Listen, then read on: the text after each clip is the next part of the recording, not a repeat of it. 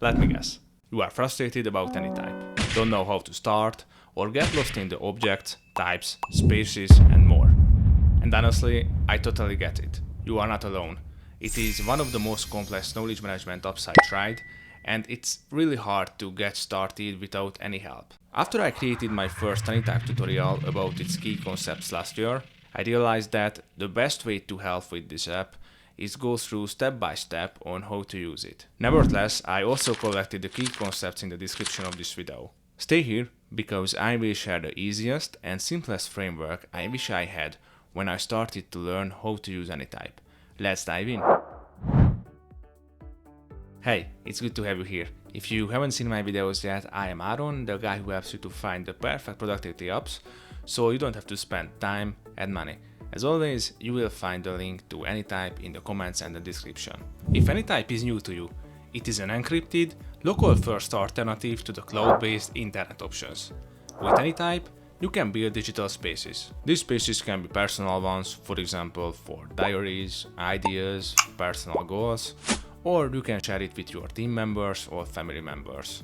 With the encryption key, Anytype essentially puts the control in your own hand, so you are the one who owns the data. The places you create are local first, and they can be created offline and can silence peer-to-peer in local networks. Let me show you in 1 minute how to create your first Anytype vault. If you haven't created your vault yet, you can easily create one by clicking on the sign up after you install the app. The vault is an encrypted box stored on your device which holds your information. It allows you to send, receive and store information with full privacy. For every vault, you will get an auto-generated code for login. This means you have to store this key in a safe place where you can easily find in the future when you need to download Anytype to a new device. Inside your vault, there are spaces. But what are the spaces exactly? How many you can create? Who can access them? Don't worry, I will answer these ones in the next step. In short, a space is a container for your objects. Similar to a vault, space is an encrypted container. But, unlike your vault, each space can have unique access rights, and you can customize fully who can access each space. If you click here, you can create a space. Anytype allows you to create multiple separate spaces, up to 50, each with its own objects, widget sidebar and privacy settings. You can navigate between your existing spaces by using the new spaces sidebar.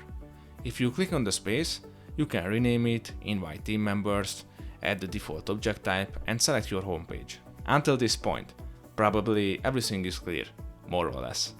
But now, let's dive into the more trickier parts of Anytype, the objects.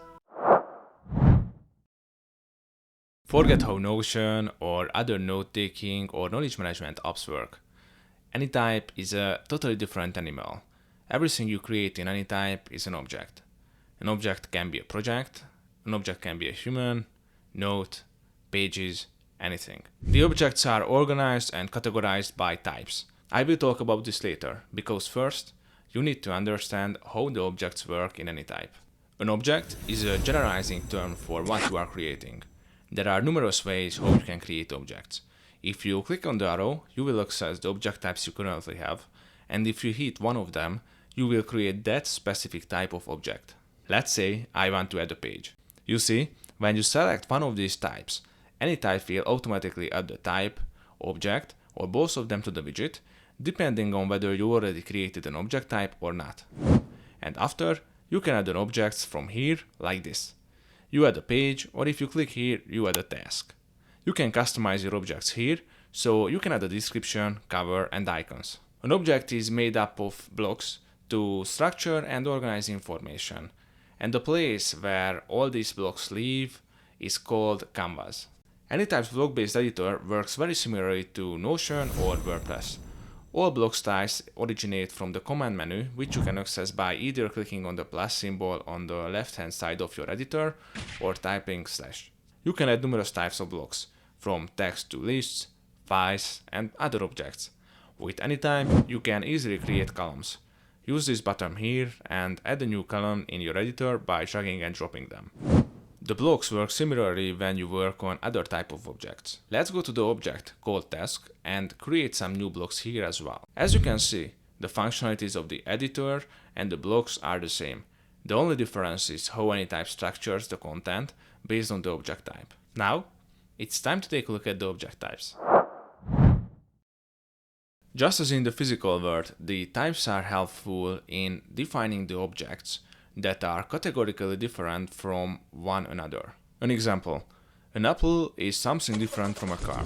Its functions, properties, and relationships to other objects is more similar to oranges rather than cars. For this reason, we can categorize apples, oranges, and let's say bananas as fruit, while cars would fall under the vehicles. There are two key concepts that you need to understand when it comes to object types. First, every object has a type. You can select its type when creating or later when editing. Secondly, different types help us to differentiate between an object and find them, for example, in the widget area. Now, if we move our cursor here, you will find the basic object types like pages, tasks, collections, and so on. Each type has a small central hub that you can access if you click on the type. Here, you will find all the objects under that specific type. Let's create a new type. Hit the arrow up here and click on Create Type. The first thing you need to do is to go on the right side of the screen and add the type name. Let's add an object called Team Members. Then, choose from the formats and select or add the properties you want to use. If you hit this, you can access additional properties or create a new one. You can easily drag and drop them if you want. If adding a property to the heading, it will pop up here. The Properties panel will come up on the right side of the object if you hit the Properties.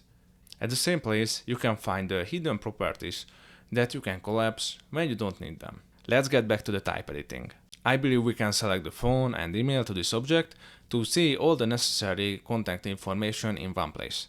Now let's save it and create an object. I will add myself, and if you open up the right panel, you will see the additional parameters we added. I will add a few additional objects so we can use this type effectively.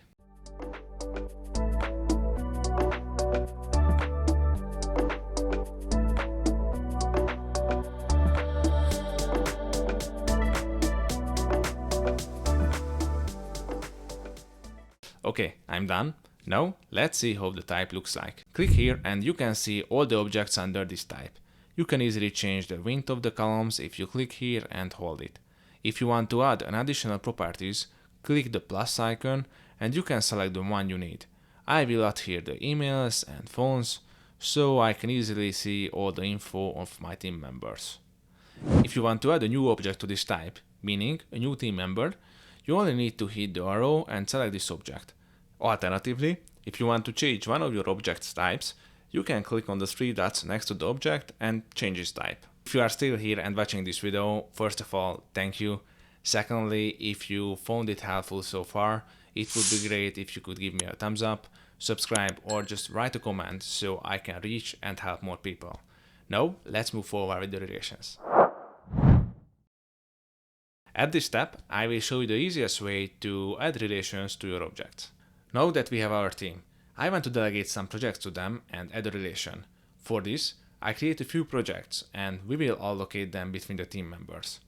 Let's click on the plus icon, go to Add Object, select the project and choose the project we want to allocate to this team member. Now I will do the same with all the team members and I will show you the graph view that basically visualizes the objects and relations. Okay, I added the projects to all my team members, so essentially created a relation between the projects and the team members. Now, let's see the graph view. As you can see it clearly visualizes how the objects are connected. If we check out this team member, we can get an instant overview of what projects he is responsible for. Let's see another one. As you can see, we allocated the project related to newsletters and collaboration emails to Alice. Overall, the graph view provides visual information on how the objects are connected to each other. You can create such connections with relations, like we did before, or with links. I didn't talk about the links previously, so in the next 1 minute, I will quickly describe how you can use properly the links. In short, there are two ways to create links.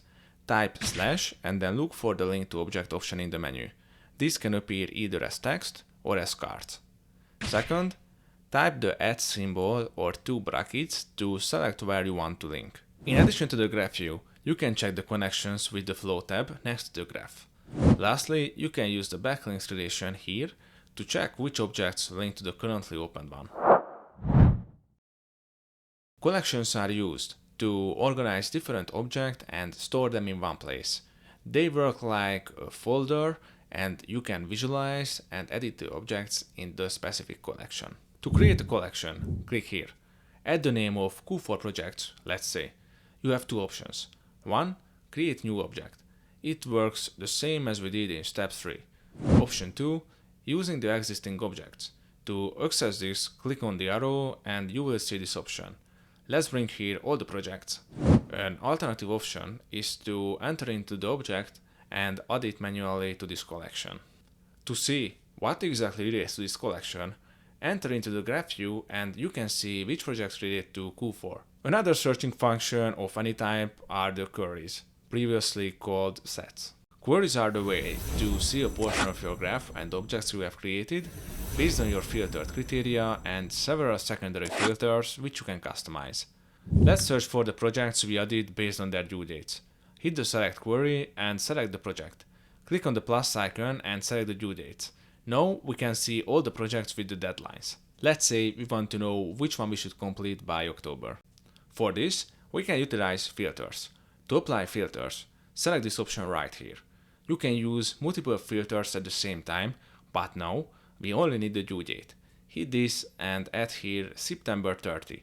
This way we can quickly filter the projects that we need to complete before October. Anytype allows you to change the layout as well. If you hit the settings, you can use grid, gallery, list, Kanban, calendar and graph views. The queries are becoming more and more valuable as your workspace grows and you need to filter on a specific information. But there is one last thing I didn't mention and you should be aware of when using Anytype. You can access Anytype's templates if you click here. These are pre-made templates for work, collaboration, education and more. I found them very helpful and they helped me a lot to create objects way faster. I think if you follow these steps, you should have the basic knowledge and skills to get started with Anytype effectively. But know that this is an app that offers endless opportunities to create databases, so there are a lot of topics that we can discuss about. So if you have any questions, please let me know in the comments and I will answer you as soon as possible. Thanks for your attention and catch you later.